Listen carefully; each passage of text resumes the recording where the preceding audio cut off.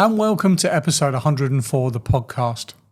In this week's episode, why is it important to service your gas appliance? We explained all about expansion vessels, and we have some fantastic business advice for you new starters out there. But first of all, here's my friend Sean to tell you a bit more about the podcast. Are you a new person coming into plumbing and heating? Are you a homeowner that likes a bit of DIY? Or are you a business owner and want a bit more knowledge before you make some decisions on your plumbing and heating? Stay tuned to the podcast and hopefully we'll be able to help you out with some of your questions.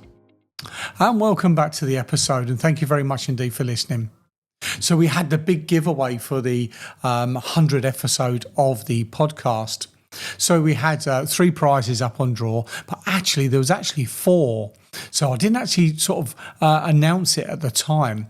So we had someone that won, and it was the daughter that took the prize. So we had a mystery one. We actually had the Gaslec 100-piece jigsaw puzzle. So all of the prizes had a theme of 100 around them. So I said to her, she must have only been 7, 8 years old. I said, if you make the jigsaw and send me a photo of it, all made, I'll then give you the actual star prize that's hidden behind the puzzle. And she went off and bless her cotton socks or nylon jumper, whatever we want to say these days. She actually made up the puzzle and it looked great. And I took round the extra prize for her, which was actually, I'd already preempted this through the powers of the universe. It was some crafting stuff, just so happened to be suitable for a person of that age and gender, and some garden toys for the summer, some water bombs and some little garden games as well, which how ironic and coincidental that was. It all come up, and it all got delivered in a Tesco's carrier bag. What a weird, wonderful the way that was, but it was absolutely fantastic seeing her face light up for that there. So thank you very much indeed for those that actually did enter the competition. So getting back into the podcast, so boiler servicing, why is it important? So boiler service for older gas appliances is especially important. So our early appliances were open flued. So what that means is that the combustion air that it uses comes from the atmosphere around us, and then it'll go through the appliance, it'll be drawn in through somewhere, and it'll go out the flue and go to the outside. So some really early, like floor standing boilers. There were some wall hung boilers, some early ones that are around that were open flued, but predominantly they were like the floor standing types. So if there was a problem with inside the boiler and the flue was blocked, we had incomplete combustion, there's a real chance that those carbon monoxide particles could come back in, those odourless silent killer gases could come back into the room where you are. So early days, you couldn't fit open flued appliances into sleeping arrangements or into bathrooms as well, because the air that it needs to combust must be clean air for combustion. And plus we must also have vents to be able to draw that through. When people start blocking vents off because it's a bit chilly, the boiler ain't been serviced for years, it's all getting a bit dirt in it, and we're getting yellow flames for combustion, that is the real big the alarm bells start to ring of, if it then goes wrong, all of that stuff could come back into the room and can affect the people there. So that's really important for servicing older appliances. When we start looking at modern appliances, the twin flue we used to call them, or the concentric flues, where it actually takes the gases from outside, the air from outside, and brings it through for combustion, and the inner tube is the combustion gases that go outside.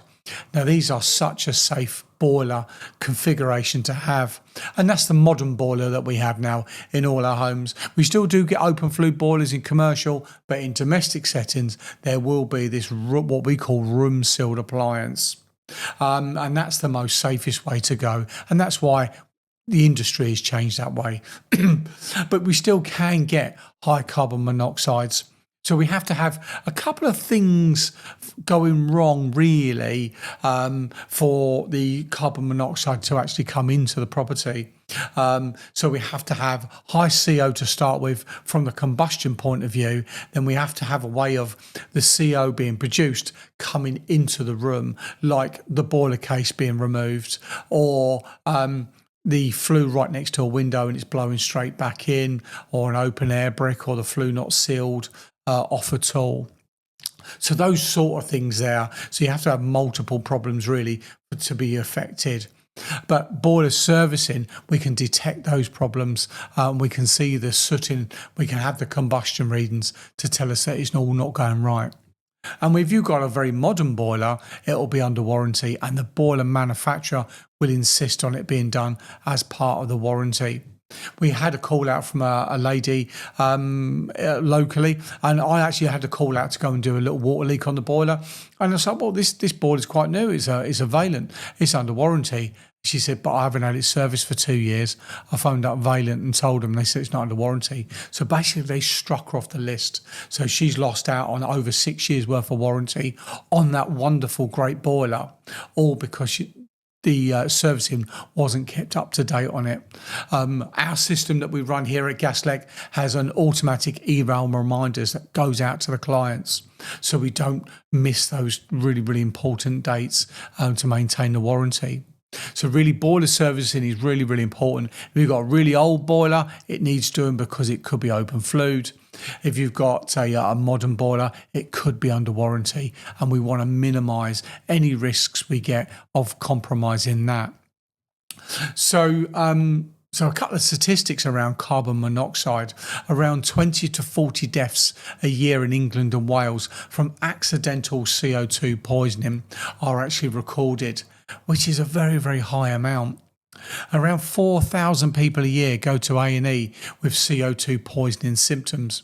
But there's so many people that will actually put the symptoms off as a bit of flu, feeling a bit under the weather.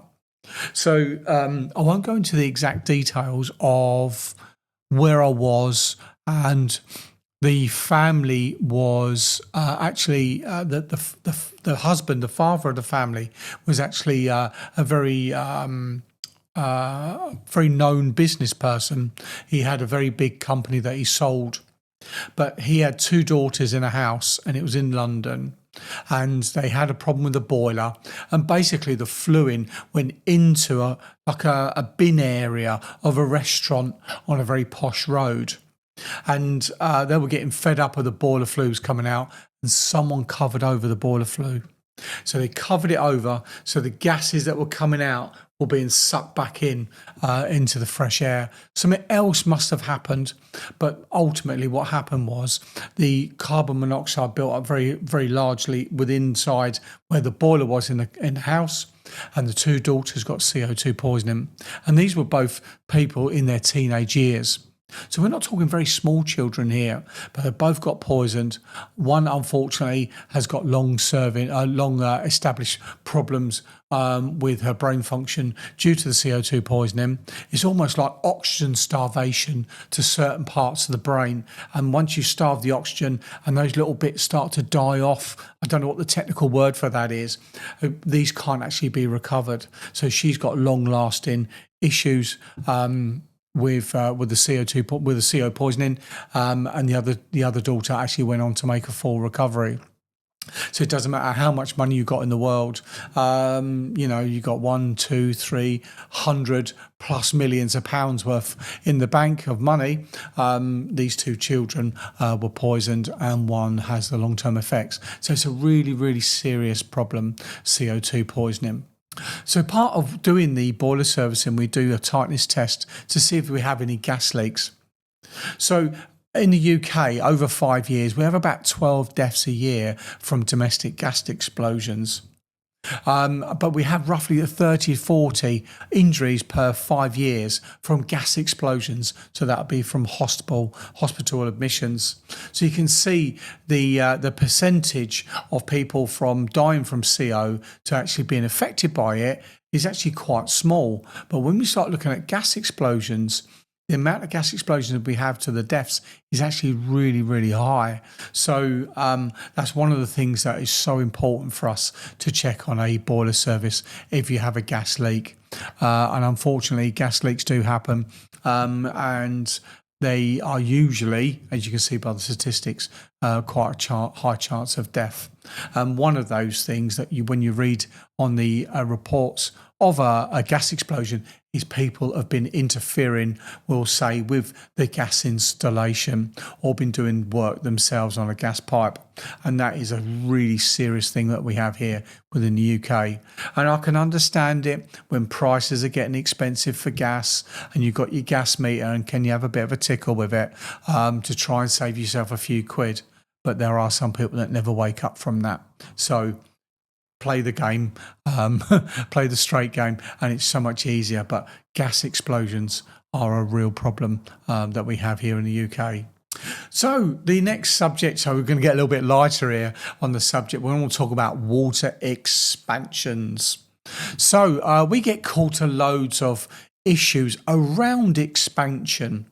So I got called out to a children's setting up in, where was I? Purley Way, Croydon Way, and we had an active burst water main. So it was actually a fitting that had started to leak on the hot water system. So I identified it. It was actually fairly straightforward. There it is. It was about knee height off the floor, plenty of space to work in, like a commercial kitchen. So they had a really good vinyl floor. So it was all being captured into there and being managed on my way to it. So I was like, right, okay, there we got it. So I turned the hot water off, repaired the fitting, replaced it, put it all back in, turned it all back on and tested it. I'm like, there we are, all done and dusted. Now, at that point, most people would then turn on their heels, thank them very much, sign out of the visitor's book, and off they went. But I thought, why is this actually starting to leak? So when I walked through, they got a big 300 litre hot water system. They've got a massive, great big stored water pump system. It's a really quite a big building. They may have had some other hot water system cylinders within the place, but I didn't have a wander around. I was just on the one I was working on. When I looked around, they had an absolutely ginormous expansion vessel. This was plated at 300 litres, floor standing. It looked like a rocket. It was absolutely huge. And when I do the very simple wedding ring, ding, ding, ding on the side, the whole thing was full of water. And I said to the nursery manager there, and she come over and I was talking about, if it happens again, this is how you turn the water off so we don't have a continuous leak. But I said that we've got a problem with the expansion and we need to get a compressor up here. We need to service the expansion and recharge it up with air and get all of that water out. So it's twofold, really. We have got a Legionella risk from having all that water just sitting there inside the expansion vessel and not drawing it off. And ultimately, expansion vessels are usually still, so it's slowly rusting, but still connected to the water system that people can still be drinking in and washing their hands in, and the kitchen as well, doing the washing up, etc., etc. So I was looking at some stats about hot water. So the temperature, and I've said this on a previous podcast, where water isn't expanding through heat and it isn't expanding through cold, is actually 4 degrees. So water at room temperature, heated to just 10 degrees, can cause a pressure rise of 250 bar. That's over 250 psi, which is over 17 bar of pressure. Because water is a liquid, it cannot, when it expands, it cannot be compressed. So that's the sort of pressures that you're dealing with. Just 10 degrees of water being heated, 17 bar of pressure. So that's not even taking it up to the boiling point where it wants to expand by 4% of its volume at boiling from that 4% number. And historically, hot water systems and heating systems were actually open vented to get around this issue. So that's where you see those tanks in the loft with those little spouts coming over, and that is the hot water vent. So when it starts expanding, the water in the tank starts to rise as it's starting to warm up, and that'll come up the fill pipe and it'll come up the vent pipe as well. So the whole thing will expand up.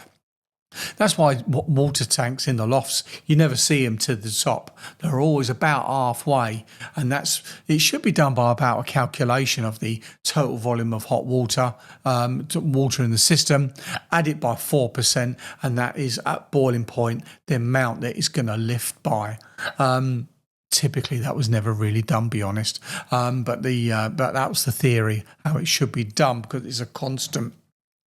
So in 1954 was a turning point for hydraulic industry, and it was revolutionised when Antrol introduced the world's first pre-pressurised diaphragm expansion tank, eliminating the need for bulky open tanks up into the loft spaces. So that's only fairly recently in 1954 that's happened. And these days we pre-pressurise them from the factory with nitrogen, which is an inert gas. 78% of it, of what the air we breathe, is nitrogen within the atmosphere. And when we pre-charge them, we actually only use a compressor using natural air anyway. But it's not that long ago, 1954, we're in 2026, is when they actually first produced expansion vessels. And through all of that technology, it's still really basic. The design of them hasn't really changed. So I want to talk about some of the advantages and disadvantages of open vented hot water systems and heating systems. So on the heating side, when you've got the tanks in the loft, we can really overpump really quite easy. Now, expansion vessels can fail, and the diaphragms can get perforated and the air can deplete. And when the air depletes, your pressure gauge will drop, and then the boiler will then shut down, and we got to start topping up the system. If we have a tiny little leak somewhere on the system, the boiler will keep shutting itself down because of low pressure. If we then start to top the pressure up and it gets hot and we've got no expansion, the pressure will massively rise, and the PRV, the pressure release valve, the safety valve, will start to open and start discharging to the outside in a safe manner to protect the system from joints from overpressurizing and to start popping. So from a heating system point of view, if we then start putting expansions on, the advantages are the water isn't open to atmosphere. So we haven't got that air that can enter the water and then come into the system ultimately. When we start getting little bits of blockages inside the heating system, certainly around the H, we don't have that route for the water to almost go round it. Because it's held at a pressure, the pumps pump in, and any blockages that want to form get pushed away, and off they go. So from a efficiency point of view, a sealed heating system is a lot more efficient. It's a lot more cleaner as well because it's not open to the atmosphere. You don't have the tank in the loft, which is a risk of freezing, fracturing, and all the leaks that could be associated with having stored water in the loft. So it gets around that as well as. So the advantages and disadvantages of a hot water system being open vented or a sealed, like unvented hot water system. So one of the good things about having an open vented hot water system, we're forgetting combi boilers at the moment, is that we can put a pump on. So we can have a nice big pump. You can go up to 3 bar if you want, 4 bore 22, as long as the shower tray can cope with it. And we can have these absolutely magnificent flowing showers, almost like being in the Amazon rainforest as it's pouring down with body jets. We can have all of that with a pump system because we're not relying on the mains pressure to produce it. We're producing our own pressure from the stored water up in the loft. But just remember the replenish rate of a ball valve into a water tank can be maybe 4 or 5 litres a minute because they not have got very big pipework unless you start looking at the commercial ball valves. So you're looking at your use rate and you could be using 40 to 50 litres a minute Now you need to make sure you've got enough stored water in them tanks that's going to last you the length of time that you want to draw that water off. So if you're drawing it off you're on a 10-minute shower and you're drawing it off at 50 litres a minute, which is a phenomenal rate actually thinking about it, probably would be nothing like that. But just as an example, you've got to have that water volume. So now you're not talking one tank, now you're talking multiple tanks stored. And you remember, is 1 litre is 1 kilo in weight as well. So we did a job a long time ago, over 20 years ago. I did a job for a guy over in Strood, lovely people. And we fitted a big water pump, put it in, filled the shower tray up. It come out the shower door. It was an absolute drama. We had to change the trap over, change the waste pipe over, put it in 50 mil to try and handle the water flow that was being put through to the shower tray.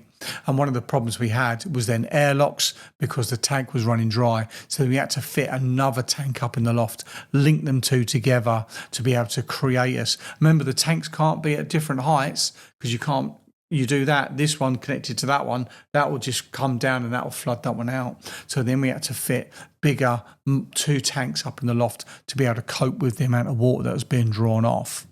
So that's one of the good side of having open vented hot water system. The disadvantages of that are the Legionella, the fact that you do run out, the fact that you can get lots of airlocks because you are running out of water from time to time. You've got a massive amount of stored water up in the loft, which is a phenomenal amount of weight, and if it was to go wrong, a very, very, very big insurance claim. So storing up your hot water in an unvented cylinder, you've got it at mains pressure, and mains pressure hot water is more than enough for most people. And that'll supply maybe 2 bathrooms at the same time simultaneously. It's only if you've got like 3, 4, 5 hotel sort of stuff, we can start looking at boosted systems. So that's the advantages of the 2 hot water and heating systems in open vented and sealed systems. So I listen to a lot of social media clips and podcasts when I'm out and about onto the road. And I come across this guy called Marion Goldclip. I think he does a lot of stuff on TikTok. So he was talking about this. I couldn't find the video that I sort of heard earlier on, but it was there was another video that was very similar to it, and he was talking about seeds. He was a very good, I think he's a bit of a business guru, an American chap. And he said that seeds grow in 2 directions at the same time. And it basically was talking about when you put a seed in the ground, it's gravity. Part of the seed will be attracted to gravity, so the seed will grow down first, establish a bit of a root network, start bringing on the nutrients to start growing, and when it starts getting a bit of a root base, that's when you can start seeing it come up, and it comes up towards the light and breaks the surface. And as an average, the crown of a tree, the big piece of foliage, is the same size as the root network. So you can't have one without the other. You can't have all the crown at the top and no roots. And you can't have all the roots because the top, coming out will be absolutely pointless. So the whole of nature has got this balance about it. And so what we're trying to, what sort of struck a chord with me with that is very much like in business. In business, when you're first starting out, you'll see people running out and they'll buy a new Transit custom and they'll sticker it all up, and they've just tapped themselves up for 50,000 quid's worth of bling. And then to do all that and expect the phone to ring and jobs to happen. Actually, the reality is you need to put the work in first, and no one sees that, unfortunately, and having qualifications doesn't make the phone ring.